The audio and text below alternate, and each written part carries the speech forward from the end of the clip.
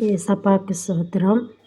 Bethesda தீர்க்கதரிசன ஜெப வீட்டின் இன்றைக்கான வேத வசனம் சங்கீதம் 138:6. கர்த்தர் உயர்ந்தவராயிருந்தும் தாழ்மை உள்ளவனை நோக்கி பார்க்கிறார், மேட்டிமையானவனையோ தூரத்திலிருந்து அறிகிறார். கர்த்தர் உயர்ந்தவராயிருந்தும், நம்முடைய கர்த்தர் யார்? பெரியவர். ஆதியில் பார்க்கும்போது வெறும்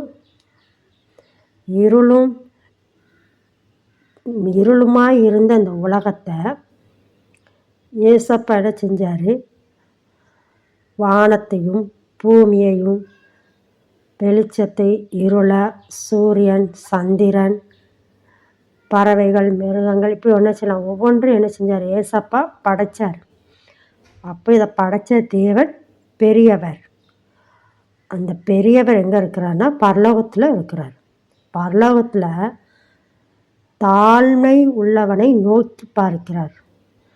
பரலோகத்திலேருந்து யார் எனக்கு தாழ்மையாக, எனக்கு பிரியமாக, என்னுடைய வார்த்தைக்கு கீழ்ப்படிஞ்சு, என் சொல்லுக்கு கீழ்ப்படிஞ்சு யார் இருக்கிறாங்களோ அவர்களை நோக்கி என்ன செஞ்சுட்டே இருக்கிறார்? பார்த்து கொண்டே இருக்கிறார்.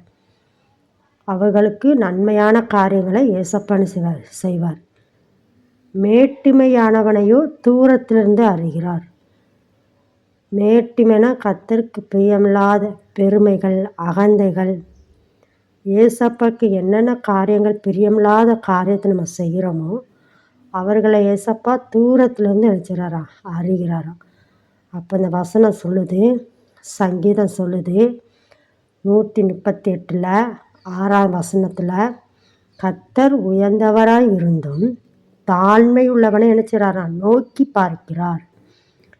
மேட்டிமையானவனையோ தூரத்திலிருந்து அறிகிறார்.